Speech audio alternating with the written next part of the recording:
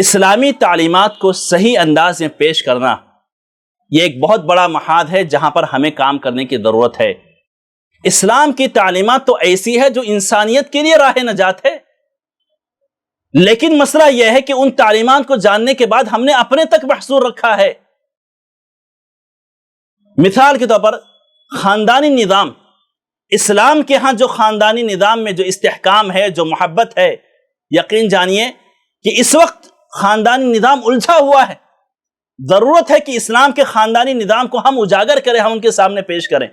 طلاق کا مسئلہ جسے بہت بڑے پیمانے پر اجاگر کیا گیا، میڈیا کی زینت بنا، اخبارات کی زینت بنا، اس انداز میں پیش کیا گیا طلاق کے ذریعے سے مسلمان اپنی عورتوں پر بہت زیادہ ظلم کرتے ہیں، جبکہ حقیقت یہ ہے کہ طلاق مسئلہ نہیں ہے، طلاق مسئلے کا حل ہے، لیکن یہ ہے کہ ہم نے اس کو پیش نہیں کیا ہم نے۔ ورنہ دیگر مذاہب میں تو عورتوں کے تعلق سے اور کہیں زیادہ سخت قوانین موجود ہے۔ اسلام کے ہاں تو یہ موجود ہے کہ اسلام نے مرد کو بھی بااختیار بنایا ہے، اگر نہیں نبھتی ہے تو آپ بھی الگ ہو سکتے ہیں، اور عورت کو بھی اختیار دیا ہے کہ اگر نہیں نبھ سکتی تو آپ بھی الگ ہو سکتی ہیں، یعنی کہ خلا کا نظام موجود ہے۔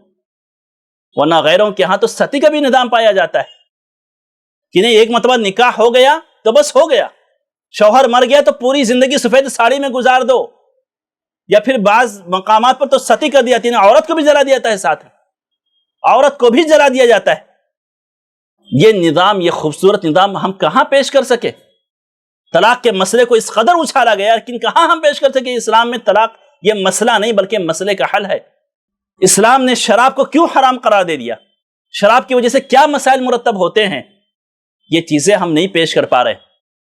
تو اسلامی تعلیمات کی جو خوبصورتی ہے، جو محاسن ہے، یہ ایک بڑا محاذ ہے کہ ہمیں اس پر کام کرنے کی ضرورت ہے کہ اسلام کی خوبصورتی کو ہم لوگوں کے سامنے لائے، الیکٹرانک میڈیا کے ذریعے سے، سوشل میڈیا کے ذریعے سے، پمفلیٹ کے ذریعے سے، کتابوں اور رسائل کے ذریعے سے، اخبارات کے ذریعے سے، ان تمام ذرائع ابلاغ کا استعمال کرتے ہوئے ہمیں یہ چاہیے کہ ہم اسلام کی خوبصورتی کو لوگوں کے سامنے لائیں۔